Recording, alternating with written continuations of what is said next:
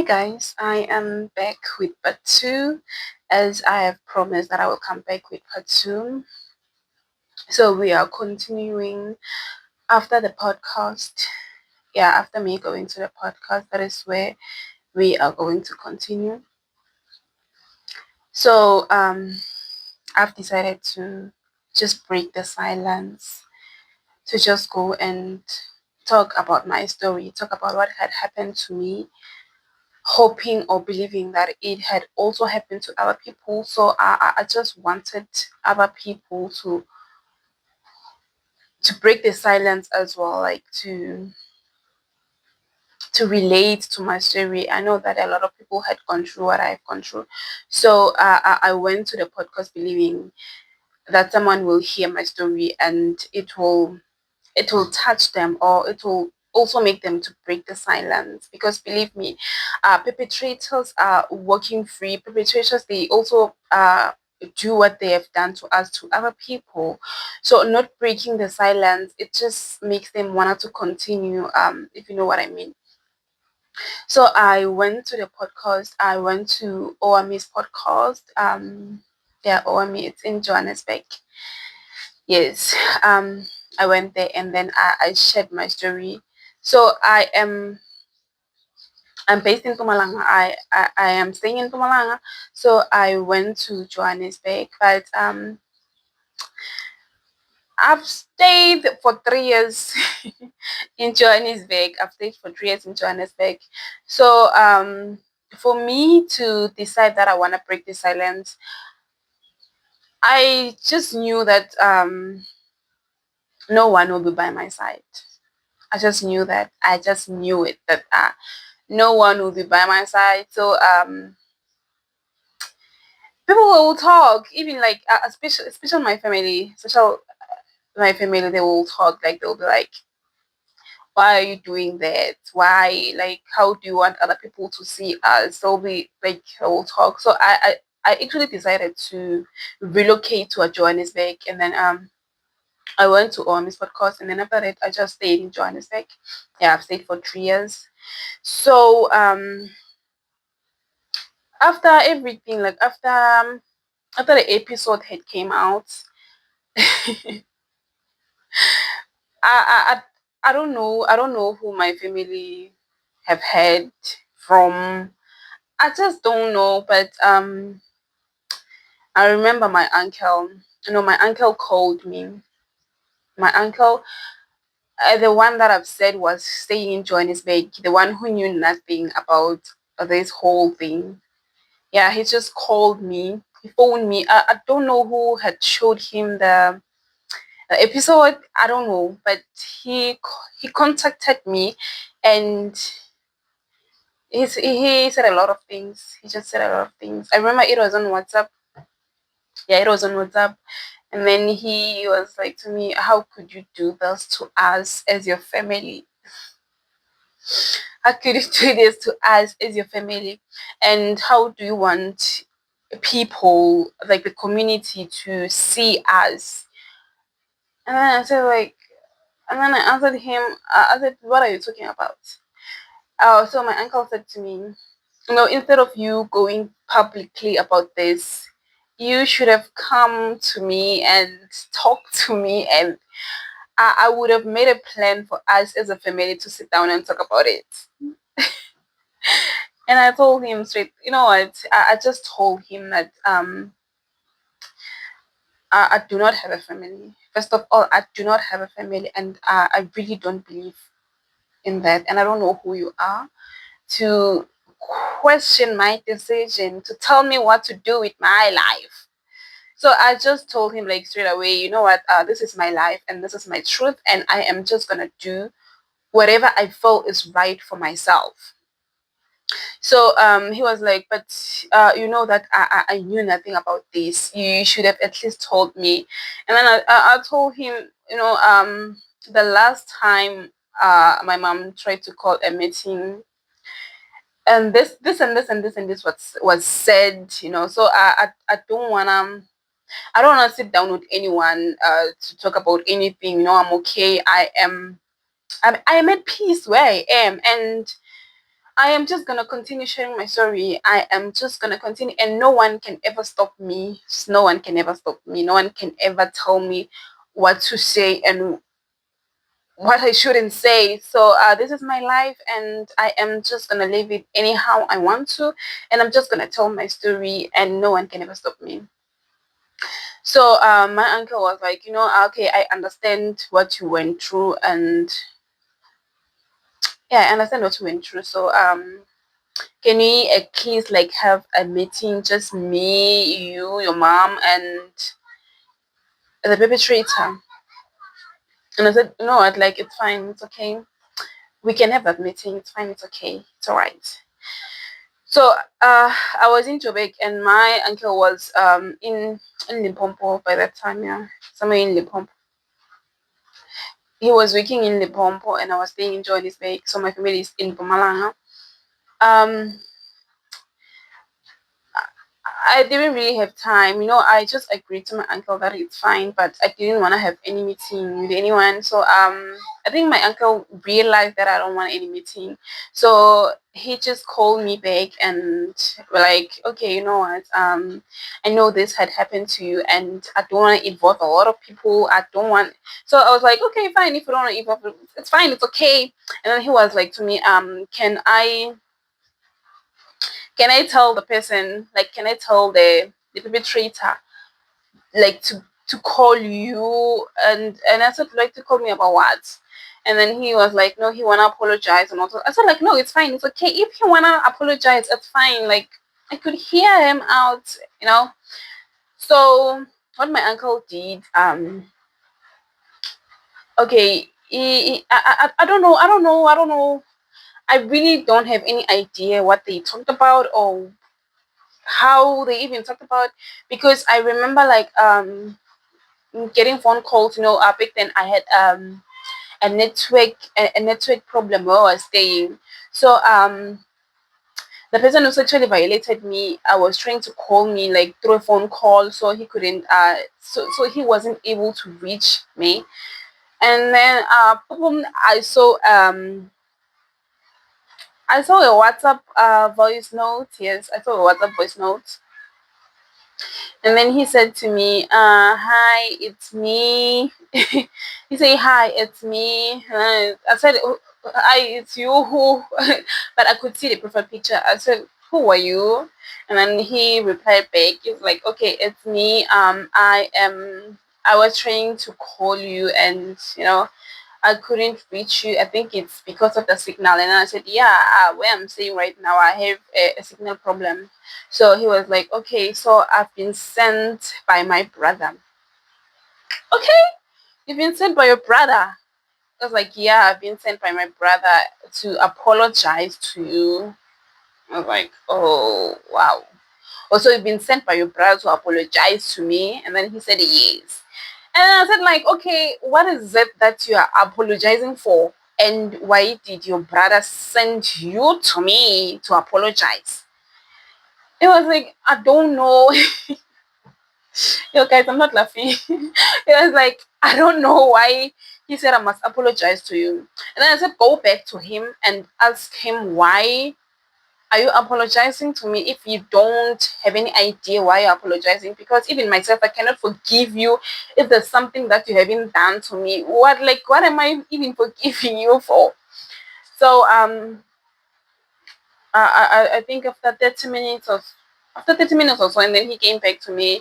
He was like, you know what? I don't know. I really don't know what is being said, those rumors and what. I was like, which rumors? Like, what is it that you want from me? Because you are calling me from my phone, like you're wasting my time. What is it that you want from me? I was like, I'm sorry. I asked him, what are you sorry about? What is it? What have you done? Because you cannot just apologize if you have done nothing. And then the guy was like, Mina, I don't know what I've done to you. So if I have ever done anything wrong to you, or if I have ever bad mouthed you, I am sorry. Can you please forgive me? And I said to him, you know what, you're wasting my time. You're wasting my time. So I'm not gonna deal with you. Like, I am Even like at the first place, I've never wanted to talk to you. So you are just mumbling on my phone. I don't know what you want from me, and I don't know what you're apologizing for. Until you wanna talk, until or you have something better to say, it's fine. But as for now, I am just gonna block you from my phone, and please, please, please, never ever in your whole life contact me ever again. I said that to him. Even if you can see me, please don't say hello to me. Never ever in your whole life talk to me. That is what I've said to him. I said, never ever in your whole life ever try to talk to me ever again. Don't ever call me. Don't ever text me. Don't ever do anything to me. Because if you ever do that to me, I am just gonna go to the police. I am just gonna open a case against you. You will explain to the police what is it that you are apologetic for, because you are apologizing to me. So guys, mind you, my uncle, he told me that after your uncle, the one who sexually abused me, after your uncle has watched your episode, he got a panic attack and he was admitted in hospital. So when we were like when he was sending those voice notes, because we were talking through WhatsApp, and then lastly I did ask him, if you don't know what is it that you are apologizing for, what made you to have a panic attack after watching my episode? What made you have a panic attack? Because I haven't mentioned anyone's name. I've never mentioned your name. I've never mentioned any. So why are you the only one who was having a panic attack if you really don't know what you are apologizing for? So guys, that was it. And I've blocked the guy everywhere because um honestly I felt like this guy is opening wounds. I don't know, wounds that I'm still trying to heal from. So I've blocked him since that day, and yeah, that was it. Between us, yeah, that was it. And then my uncle, I called my uncle, the one who is working at Limpopo, the one who was trying to make us to talk. And then I've called him. I said to him, this is what has happened. So your brother, your younger brother, he called me and he was like, he doesn't know what he is apologizing for, and you are the one who sent him to me to apologize, but he has no idea what is it that he is apologizing for. So my uncle said that, please give him a chance. Give him a chance to talk to you. Probably he's very scared. I was like, he's very scared of what? No, please give him a chance to explain. And then I said to him, I wanted to tell you that I have blocked him. And if you ever in your whole life mention his name, I will block you. That is what I told my uncle. I told him that I will block you from my phone. I will block you from my life. Please, if you're just gonna continue telling me that I have to forgive this person who doesn't even know what he has done wrong to me, I am just gonna block you from my phone, from my life. You would never ever see me again. So I think that is whereby my uncle he just let it go. Yeah, he just let it go. And then after I think after 2 days, I had a call from my mother. Remember, I was staying in Joburg and my mother was still in Pumalanga, so I had a call from my mother.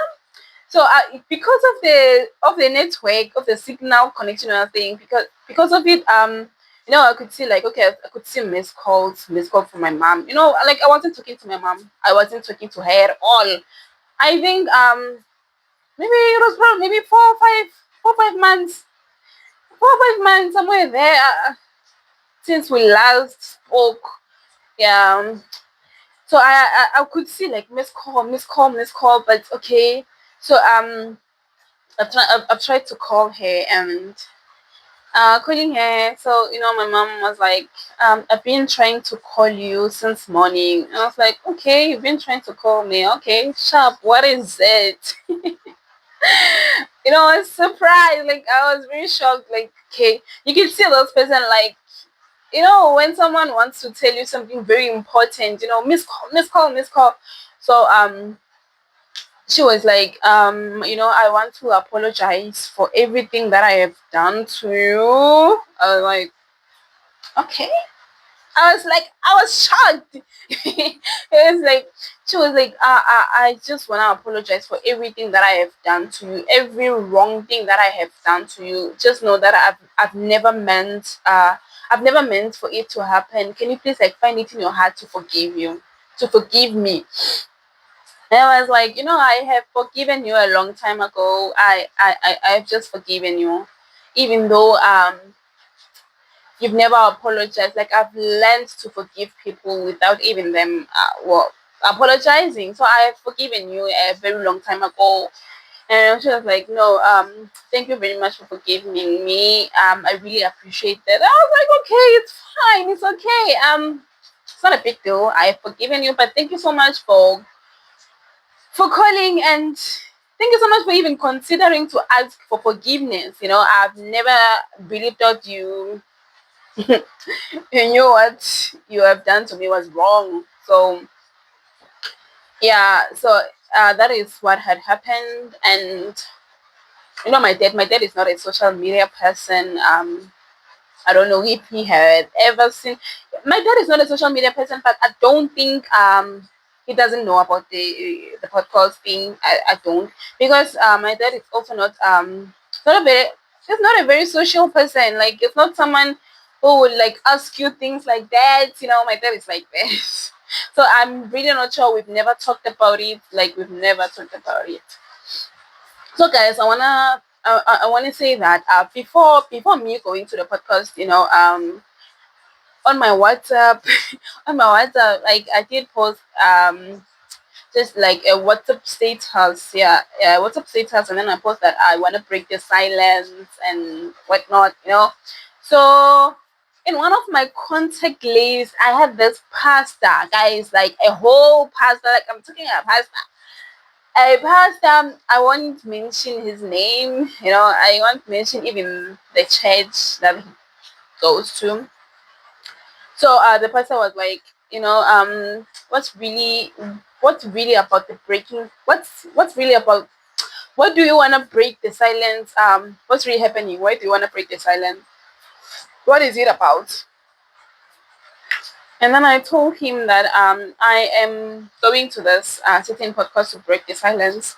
This is what had happened to me when I was 5 years old, and this is what I'm going through. Like, okay, he asked me, and I told him, guys, you won't believe what that pastor had said to me. He said to me, you know what, my daughter, he called me daughter.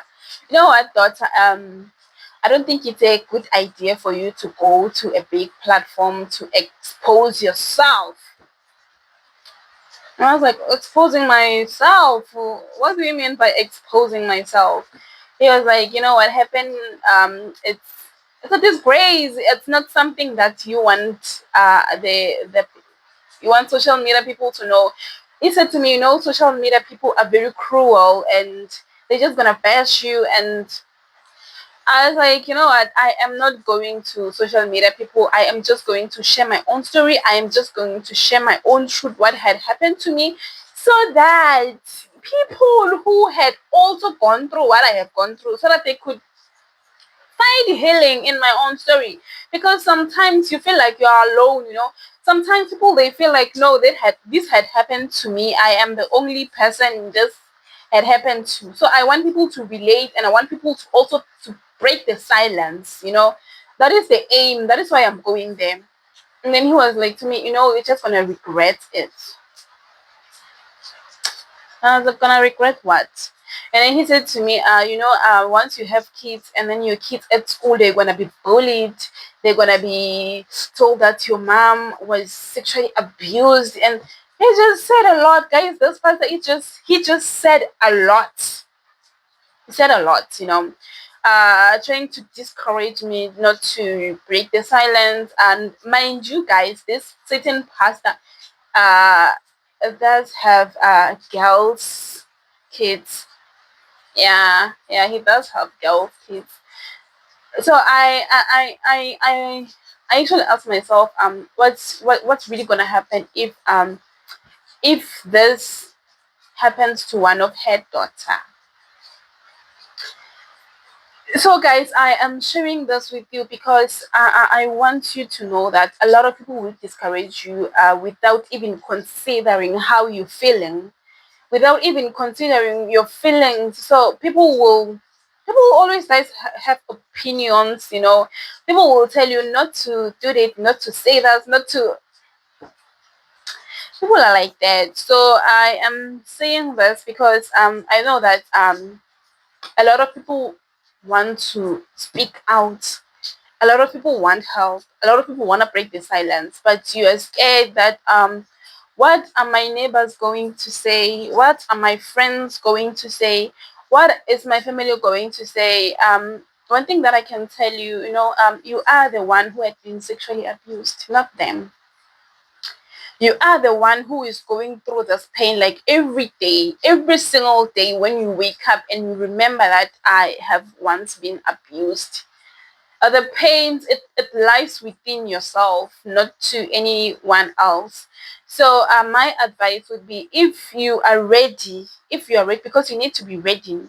You really need to be ready, and you have to know that not everyone will support you. Not everyone not everyone you're gonna lose friends. I'm just gonna state facts here. You're gonna lose friends, like you're gonna a lot of friends, you're gonna lose them.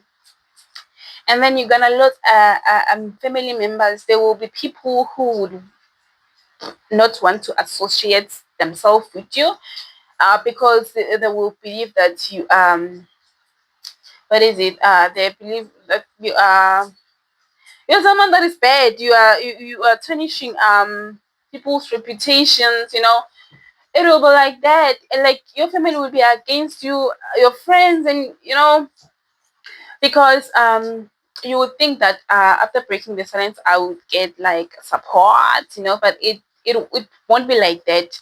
A lot of people, close people with you, will tell you, please don't talk about this. What will people say? You don't have to tell your story, you don't have to do this. So guys, never ever allow anyone to tell you how to handle your pain, to tell you how you should feel, or how you should. No, Mina, I just want to say to everyone, please break the silence. Break the silence. Break it. Whatever that had happened to you, whether you have been abused by whoever, whether you have been like in an abusive relationship, whatever that had happened to you, please just share it. Please don't even care what anyone will say. Just share it so that you could help other people who are also in that situation. Because one thing that I also want to share is that I am happy to share my story because because people who knows me, like personally, people who knows me, people who knows where me, they know very well who I am talking about.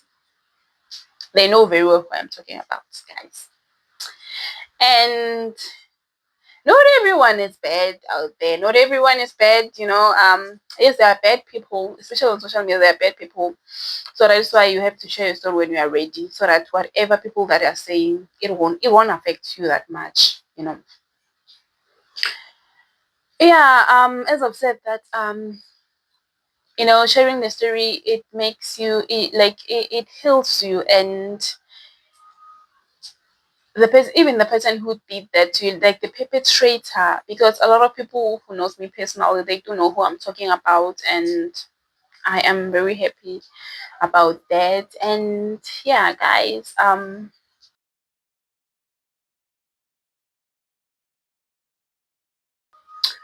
how do I feel about discussing my experience today? I feel very enlightened. I feel very easy. I feel very proud of myself. It is really not easy. it's not easy at all to look at the camera and, you know, talk to people that I don't even know. You know, having in mind that there's still gonna be people who would make a joke about this, you know, because people are people and you'd never confirm them. So I am feeling very excited about sharing this experience today, because I am hoping that it will reach to people who had also experienced what I have experienced. So it will encourage them to know that they are not alone. You know, it would also encourage them to also break the silence. And yeah, I am very happy that finally I was able to break the silence. As I am just gonna continue breaking the silence, I am just gonna continue. I'm gonna continue talking about what had happened to me until the day God remembers me. Yes, that is what I wanted to say.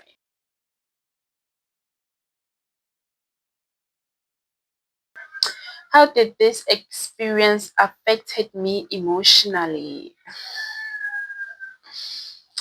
Oh God, it had really affected me in the deepest way I cannot even explain. Sexual violence is it's emotional. It's an emotional damage. So it had really affected me really bad. Especially when I remember like my childhood, and it really did affect me. It really did affect me.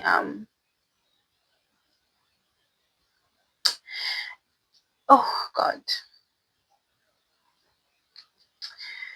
Oh oh guys, it's not easy. Um I remember this one time I was working. I think it was 2022. Yeah, it was 2022. I was working and to this set in a company, so I was working night shift.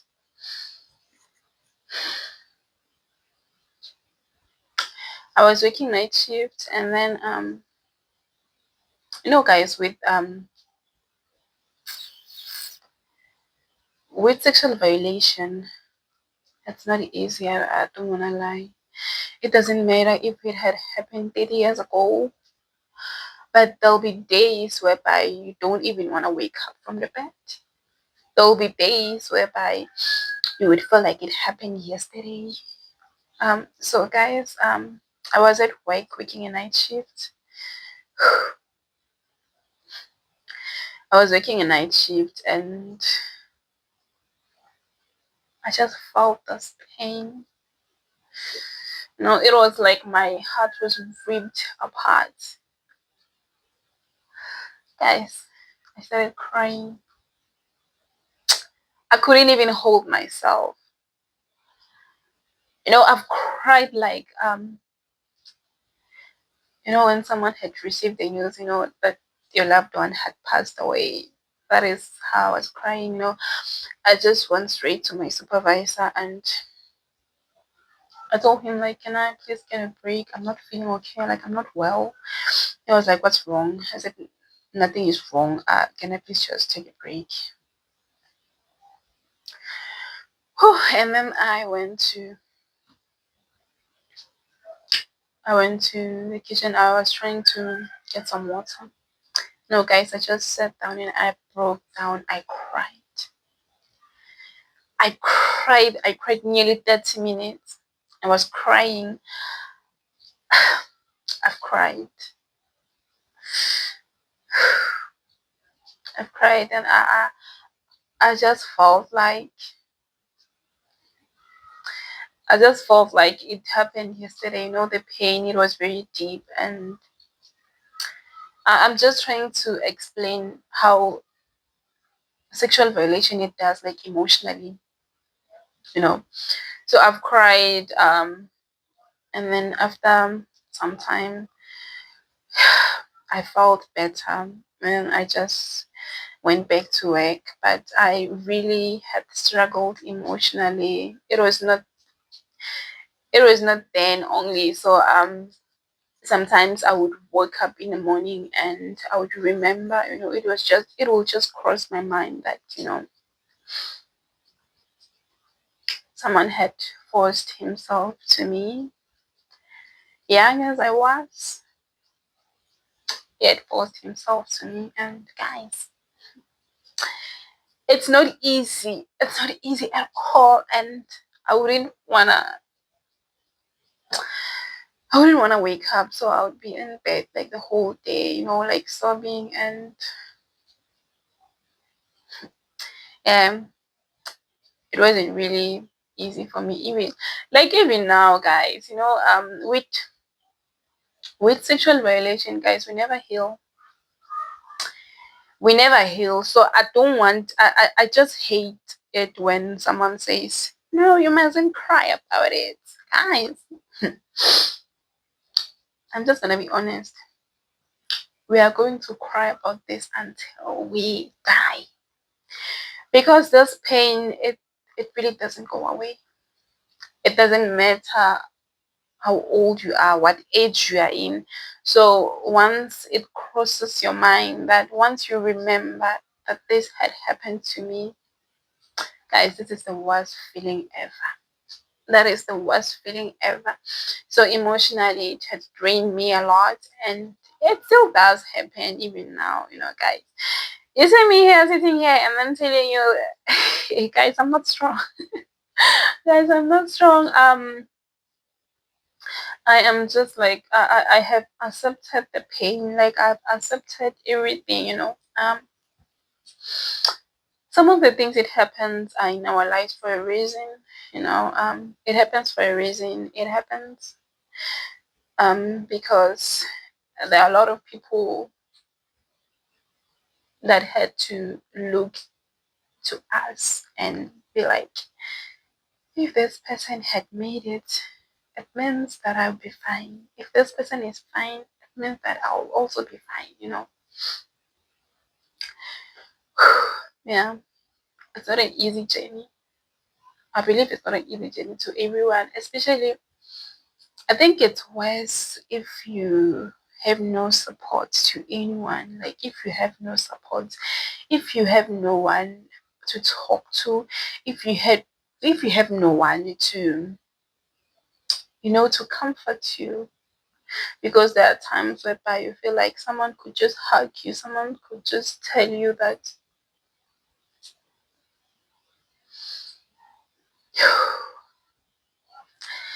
I don't want to be emotional.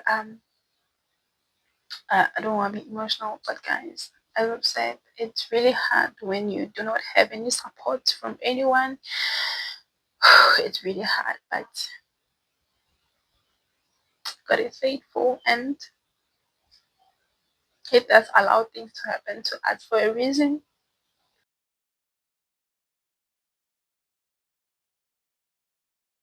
So, what coping mechanism have I found helpful? There's none for me. There's none except God. For me, there's none except God. Um, I would pray to God. I would find myself most of the time praying to God. I'd be like, God, can you please remove this pain? God, can you help me heal? God, can you help me forget about what had happened to me? Because remember, guys, I had no support. I had no one to talk to about this whole incident. So, yeah, my coping mechanism, it was me talking to God. Even though that time I was young, I was yeah, I was talking to God most of the time. Yeah, I would cry, I would pray about it, and then I would just like sleep. go to sleep because there's nothing I could really do, So yeah, yeah, I would speak to God. Yes.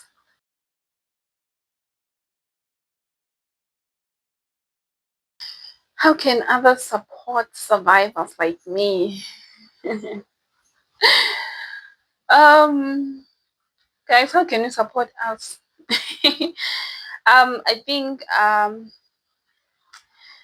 I think people can support us by listening to us. Yeah, just by listening to us and someone being saying that I am sorry for what you have went through, and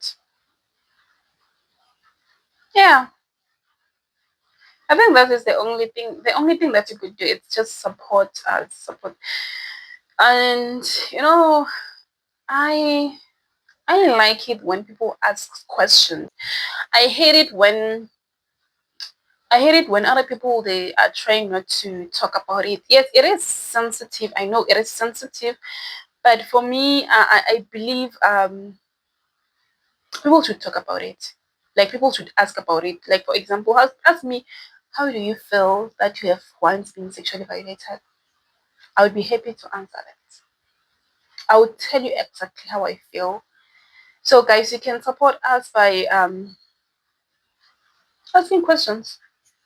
Yeah, yes, asking questions. How do we feel about certain things? And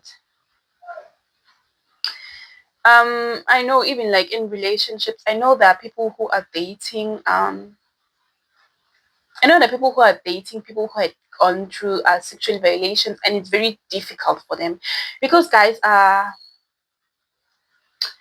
the the challenges they differ. They're very different. There's someone who had been sexually violated before, and it really does affect them during intimacy. You know, and there's someone who had gone through sexual violation. Um, There's just a lot. We as people we don't react the same. Like we do not react the same. So I would also say that if you're in a relationship with someone who has been violated before, have a conversation with them. Like what is it that they are comfortable with? Guys. In a relationship, like we're in a relationship. Um, there's I think this should be discussed. There's rough intimacy. Like there's rough. You know what I mean. So a lot of people who have gone through sexual violation, they're not comfortable to do rough. Like being rough, like when we intimate. They're like that. So and then some they're like, no, it's fine. So it's better to have a conversation, like to talk about it. Don't be afraid to talk about it. Don't be afraid. It is a sensitive topic, as I've said before, but it is something that I personally recommend that it's something that it should be talked about. Yes, that's my own opinion. I don't know about other people how they feel about it. Yeah. Because for me, I believe that to know something or to know someone or to have knowledge, we need to engage in a conversation because you would never know what is it that I'm not comfortable with if we do not talk, if we do not have a conversation. How would you know? So yeah, that conversation, it's not gonna be easy to start it, but it will flow.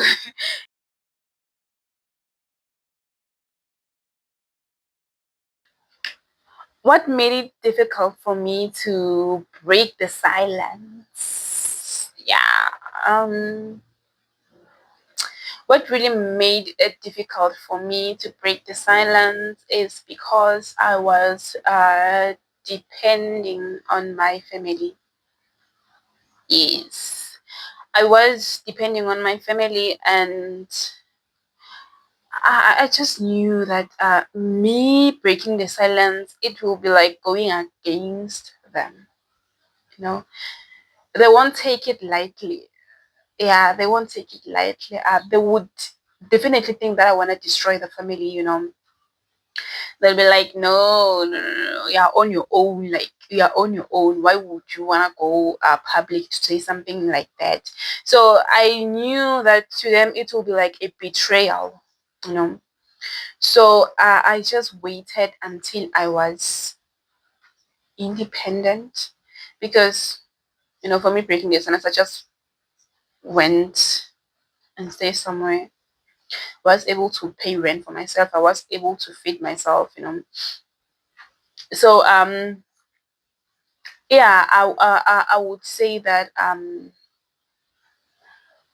that even like a lot of people, they do want to break the silence, but they have this mindset of like, family is family. After breaking the silence, where would I go? You know, because even at home, someday they even gonna chase them. Like, okay, and I think for other people, they're not depending on their family, but they would rather keep their relationship with their family stronger instead of breaking the silence. Someone would just like, okay, I don't want to lose my family, I don't want to lose my friend, let me just keep this to myself, and I am not breaking any silence. So it's like that. It's like you decide for yourself. You decide for yourself. No one should ever decide for you. If you think that like sticking with your family, not saying what, not breaking the silence, it's okay, it's fine. Remember, it's not like you're being forced to, you know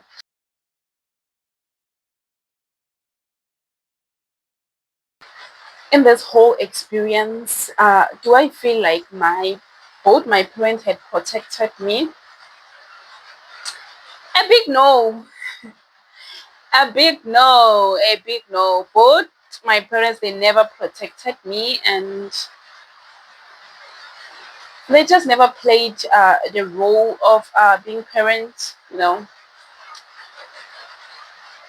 I don't think they did protect me. I don't think they did. You know, I think they did what's best for themselves, but not what is best for me as their child. Guys, I do not have any resentment. My parents did what they thought it's right for them. So I don't blame them, and I don't hate them. I definitely don't hate them, not at all. So I understand that we see things differently and we react to situations differently. So I wouldn't blame my parents. I wouldn't. I wouldn't because, guys, I believe there's no school. There's no school for parenting. You know, so everyone does what they think it's okay for their children. But what Nila would say that I don't wish to be like them. I just pray that I be a better parent to my kids.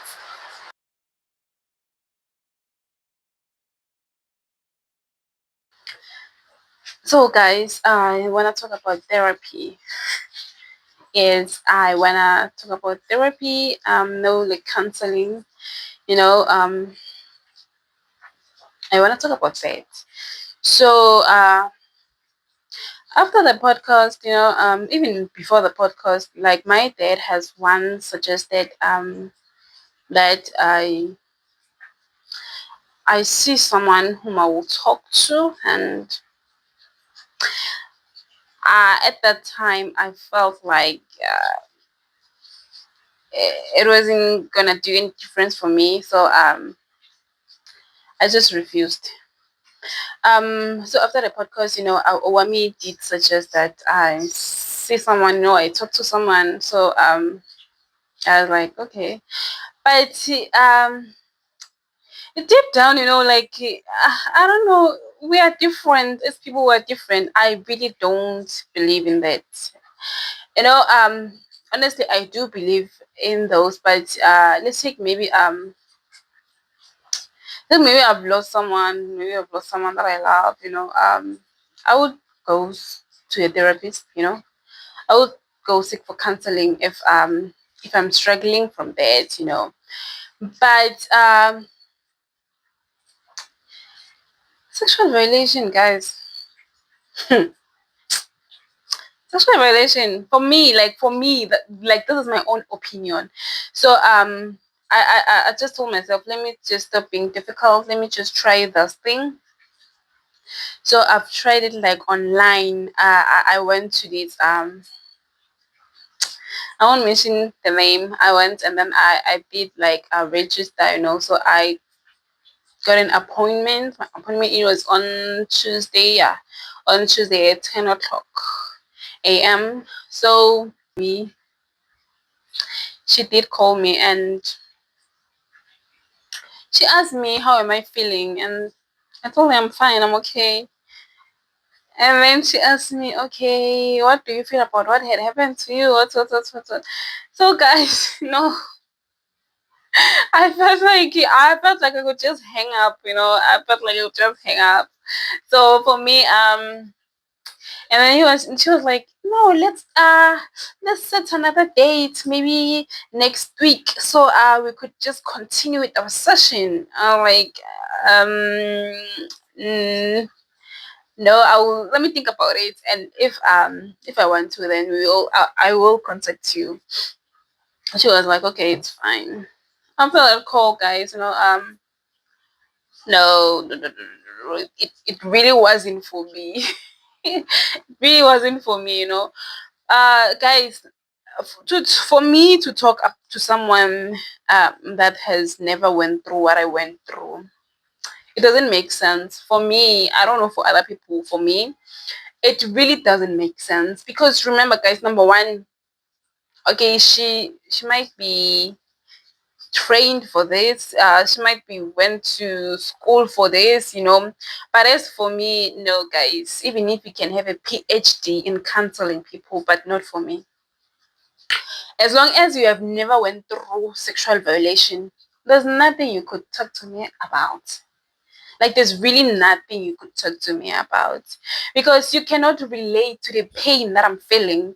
You don't even know what to say to me. You don't even know. You're not asking the relevant questions. You're just asking. It really didn't make sense for me, and even like for me to continue engaging into that conversation, I felt like it was a waste of time. Like really, it was a waste of time for me, for myself. I am talking about me, guys. I know other people it does help them, even people who have gone through sexual violation, it does help them. But for me, it did not work. For me, it was like I need someone who had been sexually violated before because I believe with that person we are speaking one language. Obviously, like she would ask me questions that he or she had faced before. Unlike this therapy thing, it doesn't work for me, and I don't think it will ever work concerning the matter of being sexually abused. Yes, I would talk to someone maybe if anything can happen to me. I really I really suggest that we as human beings we should talk. We should talk about everything. Like if I could yeah, I remember this one time years back something that really happened to me. I was at the hospital and the nurse asked me if I would like to talk to social workers. I said yes. I said yes, and then I've talked to this lady, like guy, like so I believe in talking. I really do believe in talking, but with the sexual violation thing, I really want to talk to with. I really want to talk to someone who had been sexually violated before. For example, if I could lose someone that I love in my life, like if I could lose someone that I really love, I would actually go for counseling. I would really go for counseling. Yeah. So that that was it for me. And even now I don't think I would ever sit down with someone who has a PhD in therapy. You know, I know I don't. I want. I don't want to lie on it. Like I want. I would never. I don't believe that person would ever understand how I feel like. You know, I prefer having that conversation with someone who had been sexually violated before. So I've been asked by a lot of people, why didn't I open a case against my uncle? Why didn't I try to have him arrested? A lot of people have been asking me that question. Oh, honestly, do I want him to be arrested? Yes, I do. Yeah, I'm being honest. Yes, I do. Um, so why am I not opening a case against him? The reason why I don't even have the strength to open a case against this person, it's because of the justice system of this country. It happened a long time ago, a very long time ago, and